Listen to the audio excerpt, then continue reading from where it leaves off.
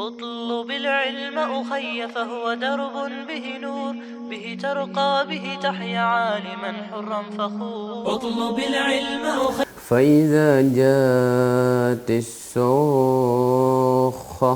يوم يفر المرء من أخيه وأمه وأبيه وصاحبته وبنيه لكل امرئ منهم يومئذ شأن يغنيه وجوه يومئذ مسفرة ضاحكة مستبشرة ووجوه يومئذ عليها غبرة ترهقها قترة أولئك هم الكفرة الفجرة. Nama Abdullah, nama baptis pada sekadar ini jemaah gereja artinya. Kalau nama Tionghoanya Bun Kun Pin, marga Bun kalau kita. Kalau kelahiran Pontianak kan, gede di Bangka ya. Misalnya ayah itu orang Bangka, ibu Dayak.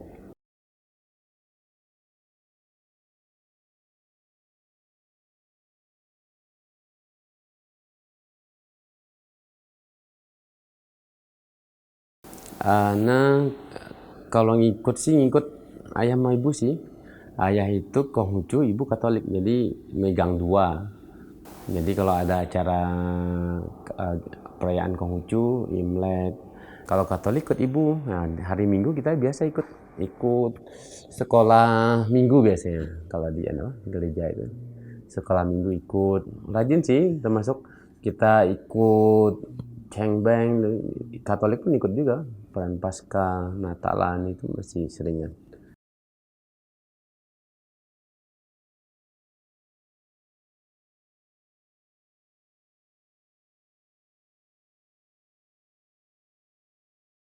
Ana sadat di sekolah waktu itu. SMA 2004 akhir. Kelas 1 SMA Ana baru masuk sekolah waktu itu. Kalau kesan kita sih bagus sih, karena memang kita di Bangka itu interaksi Muslim sama orang Tionghoa itu dekat. Makanya ada istilah tuh Fan Yin Thong Yin Dit Jong. Jadi orang Islam sama orang Tionghoa itu nggak ada bedanya kalau di Bangka, sama aja. Jadi mereka pun eksistensinya gitu, maksudnya ketika orang Melayunya yang Muslim Lebaran itu orang Chinese ikut silaturahmi gitu. Ana hijrah di akhir 2004, di awal 2005 kakak nyusul nggak lama. Jadi Ana duluan, habis itu kakak nyusul sekitar tahun 2007 akhir atau 2008 gitu. Persisnya nggak tahu persis, lupa. Itu adik nyusul juga.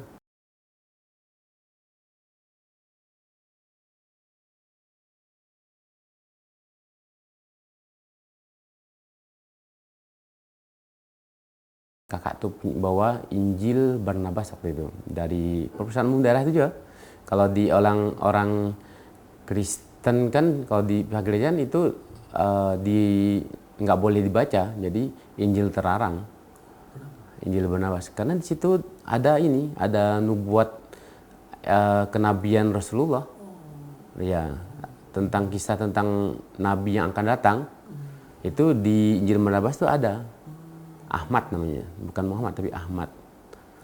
Ya, jadi kejelasan di situ. Mau kita tahu kan, oh ya di sini kan. Jadi terusannya dari saat kita belajar Katolik, oh ini Yesus pun mengatakan ya ada Nabi yang akan datang.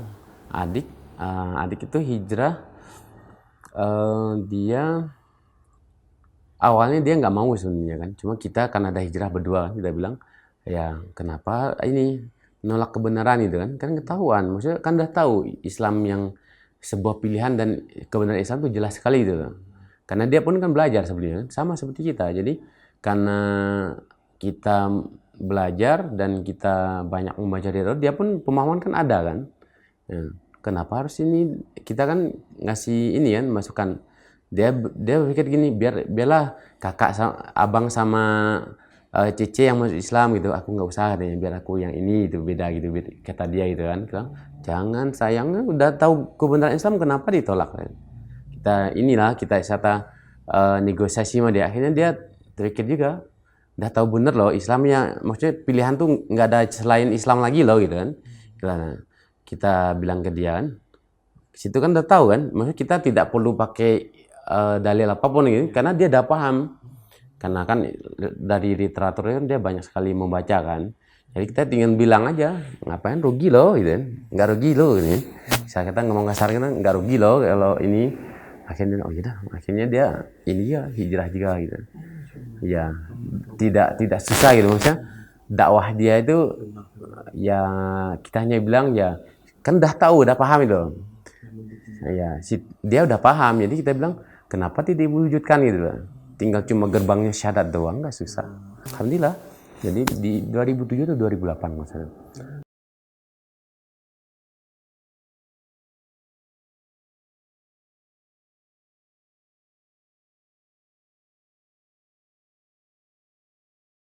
Kalau yang ngerasain susahnya hijrah itu anak yang awal-awal. Karena anak yang awal duluan kan, yang membuka gerbang hijrah itu kan. Jadi yang kesulitan serta kita lagi mau sholat di kamar gitu kan, sambil buka buku gitu, buku panduan sholat itu, mau didobrak pintu gitu kan. Lagi ngapain ya? Gitu.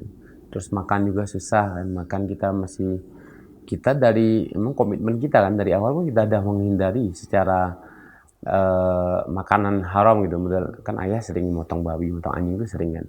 Jadi kita secara mungkin secara umum tidak makan full ya maksudnya, tapi karena alat perlengkapan itu yang masih belum bisa dihindari waktu itu. Nah, perlengkapannya aja, nggak makan secara langsung babi atau anjing, nggak makan secara langsung, tapi mungkin ya terkenanya ya dari perlengkapannya. Waktu kan nggak paham dengan istilah toharoh itu kan, jadi belum terlalu banyak pemahamannya kan, baru hijrah kan. Jadi saya tentang harus disertu gitu kan, salah satu pakai tanah gitu kan, 7 kali dibilas, salah satu pakai tanah kalau untuk wadah gitu kan.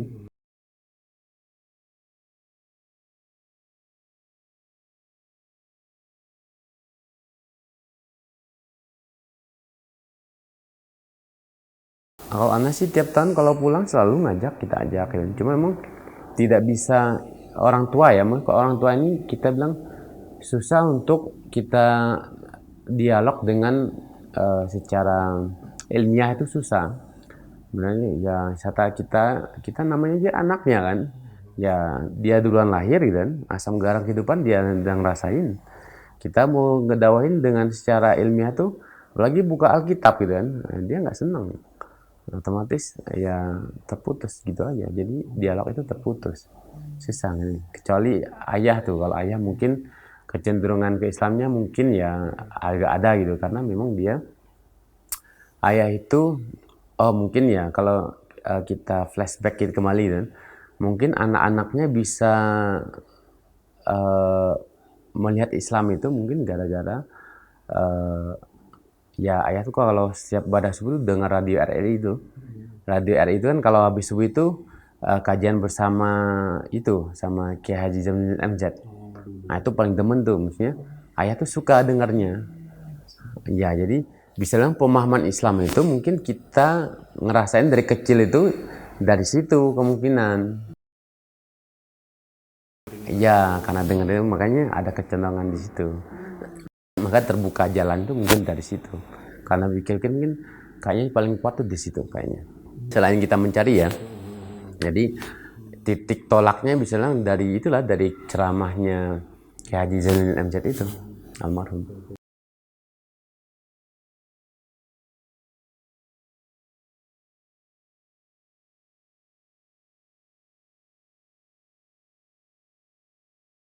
Kalau di Katolik gitu kan, sama Konghucu itu dia tidak terlalu banyak perbedaan sebenarnya. Kalau kita secara umum kita bilang bahwa di Katolik menyembah berhala betul, karena disembah salib kan, terus sama patung Bunda Maria kalau di Katolik. Kalau di Konghucu nyembahnya ya di Tapekong, ada patung. Tidak ada perbedaan signifikan sebenarnya. Kalau Katolik sama di Konghucu gitu kan. Dan termasuk pun kalau misal kita ikut ke Katolik, kenapa banyak secara umum orang Tionghoa itu kenapa banyak memilih Katolik sebenarnya? Karena kalau dia ikut masuk ke Katolik, nah, dia masih bisa ngamalin ajaran Konghucunya. Sembahyang cengbeng masih dibolehkan. Sembahyang ke Tapekong masih boleh. Ke Kelenteng itu masih boleh. Dibolehin sama pihak gereja. Secara umum ya. Jadi serta mereka ya 11-12 lah gitu kan. Ya jadi tidak terlalu perbedaan gimana gitu kan. Kalau di Islam memang ya bisa bilang kita menyembah Allah yang hak kan. Tuhan yang hak yang memang walaupun kita tidak tahu gitu kan wujudnya seperti apa gitu kan. Nah, tapi kita merasakan perbedaannya jauh sekali, signifikan sekali.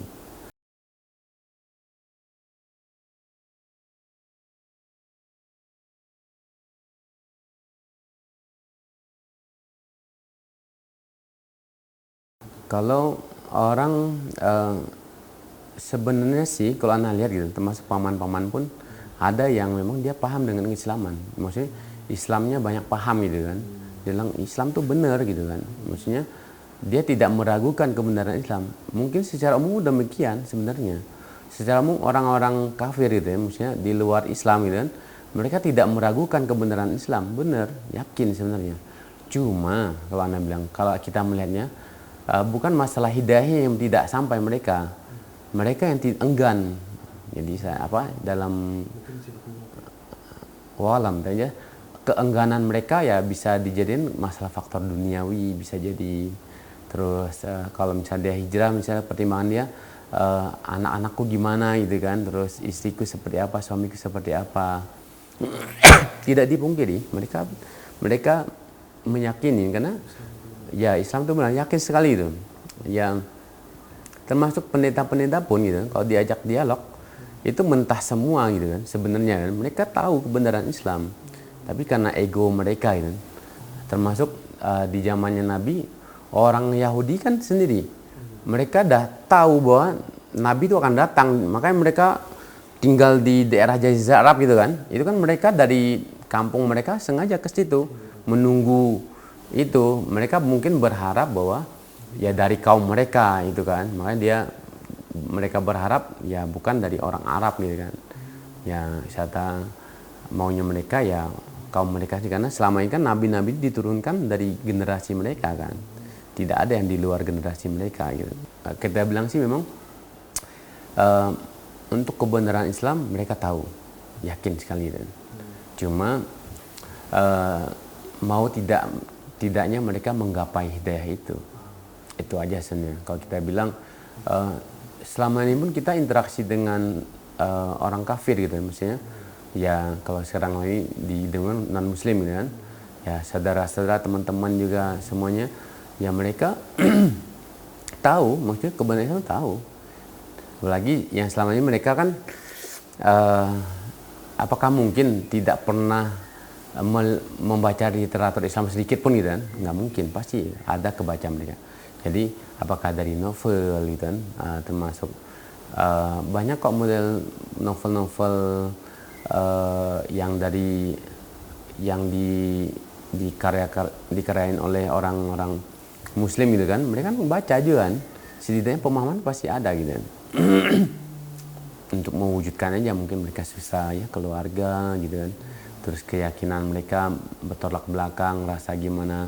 Atau sebagian ada yang ngerasa, oh ya susah hidup ini ya, maksudnya kalau nggak makan babi gitu kan. Kan babi kan masak makanan yang paling enak gitu kan. Ada sebagian kayak gitu. Terus kalau aku masuk Islam nggak bisa minum arak lagi dong katanya kan. Nah itu kan mungkin pertimbangan. Iya semua kan karena syahwat aja.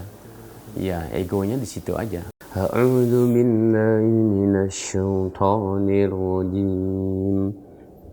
Bismillahirrahmanirrahim. Abasa wa tawalla an ja'ahul a'ma wa ma yudrika la'allahu yazzakka aw yazzakkaru fatanfa'ahu dzikra amma man istaghna فأنت له تصدى وما عليك ألا يزكى وأما من جاءك يسعى وهو يخشى فأنت عنه تلهى كلا إنها تذكرة فمن شاء ذكره في صحف مكرمة